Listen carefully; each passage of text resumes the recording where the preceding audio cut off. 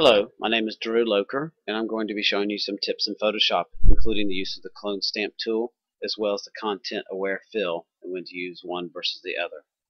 I'm going to open an image that I need to process. I'm going to drag it to a clear area of Photoshop. Careful not to drop it on an image. You'll see that I have two open files. Those are for picture packages. Since I have other floating windows, I'm going to pull this window down to make it a floating window, so that the other two do not obscure my work. And I'm going to hold down the Control and Space bar and then click on the tape that I want to clone. Now for this particular object that needs to be cloned, I'm going to use the Content Aware. I'm going to touch the L to go to the lasso tool. I'm going to select the area that I want to fill, and then I'm going to hit the Delete key, which is going to come up with the option to use Content Aware. Hit the Enter key, and you see that it did a pretty good job of replacing that. The next thing I'm going to do is do a Control D to deselect. I could try to do the Content Aware. Use the L to go to the lasso. Lasso this section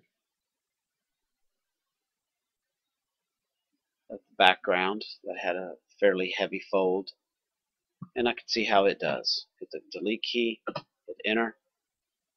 It'll take a moment to process, and it looks like it did a pretty good job. I'm going to do an undo, Control Z, and I'm going to do a Control D, and I'm going to show the difference if I wanted to use the clone stamp tool.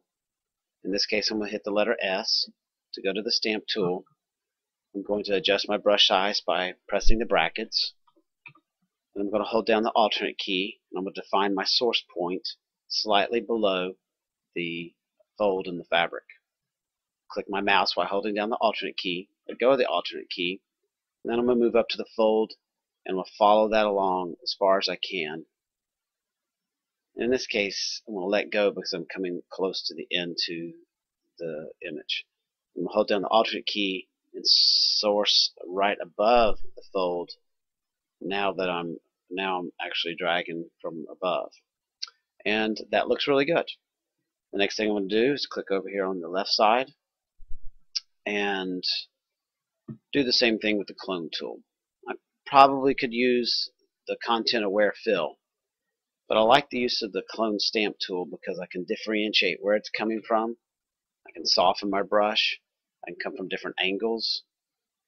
Now that did not look good, but I can adjust which angle I'm approaching the fill. I can also change the softness of my brush by using the brackets.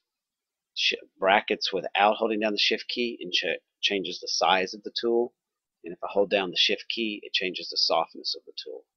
And you want to play around with those settings to come up with the best match. And we'll do one more source. Clean up this last fold that's a little on the heavy side right there. And we have a little bit right here by his leg. We'll clean that up. And the image looks pretty good for moving to the next step.